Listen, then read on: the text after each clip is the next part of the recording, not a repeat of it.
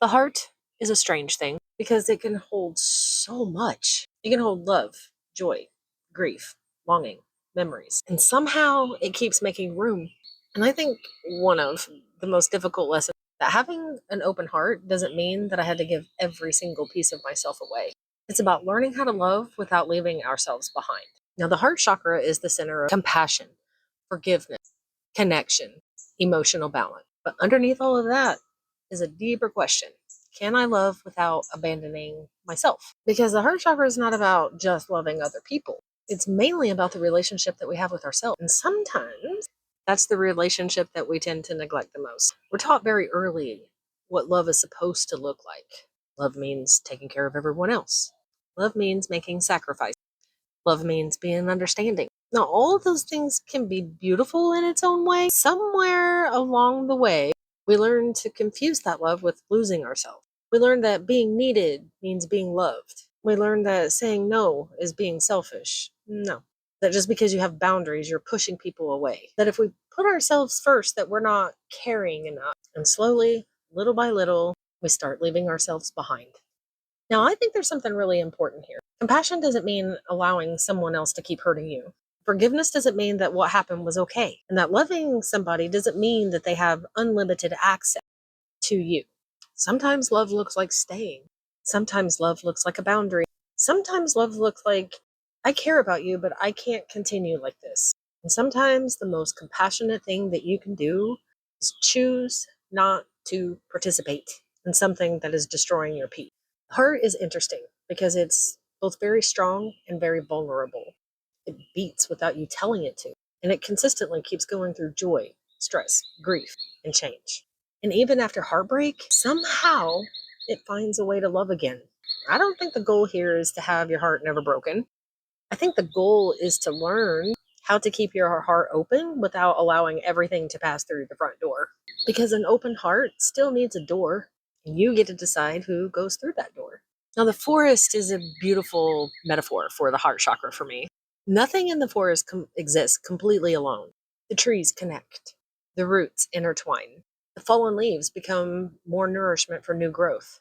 Something can die and still become a part of what's next. Because nature doesn't waste what has ended, it transforms it. Maybe we're meant to do that too. Some of the things that broke our heart don't have to become the thing that close our heart. Maybe they can become part of that wisdom that we carry forward, not fear. And then there's forgiveness. And I think forgiveness is one of the most miscommunicated thought of things. Forgiveness isn't pretending that something didn't hurt. It doesn't mean that saying what happened was okay. It doesn't mean forgetting. It doesn't mean that you continue that person to have access to you. And it definitely doesn't mean that you have to forgive on somebody else's timeline. Mm-mm.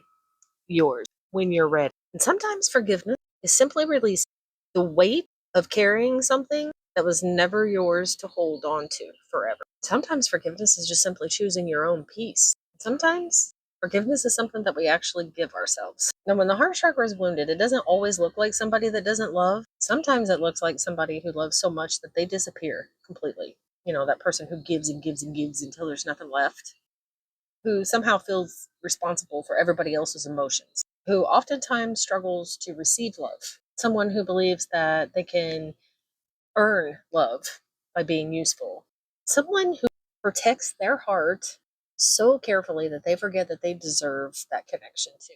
And then sometimes it's the exact opposite. Sometimes the heart closes because opening at one time hurt way too much. So we tell ourselves that we don't need anyone. We stop trusting. We stop letting people in. We become very good at being independent. But underneath all of that, the heart still has the desire to connect. And that's why I don't think that healing the heart, opening your heart. Sometimes healing means learning when to open it and when to close the door. Sometimes it means learning to receive. Sometimes it means learning how to give without emptying yourself completely. Sometimes it means grieving what you've lost. Sometimes it means allowing yourself to love what's still there. Sometimes it means finally including yourself in the love that you've been so willingly giving to everybody else. So ask yourself the question, where have I forgotten to include myself in my own love? Maybe healing looks like forgiving. Maybe it looks like a boundary. Maybe it looks like receiving instead of always giving. Maybe it looks like grieving. Maybe it looks like just loving somebody and allowing them to love you back just simply because. You deserve it. Maybe it's finally offering yourself the same compassion that you've been dishing out to everybody else all these years. Because your heart was. Love my neighbor's dog. Because your heart was never meant to be that place where everybody else lives and you stand outside the door. Because your heart is your home.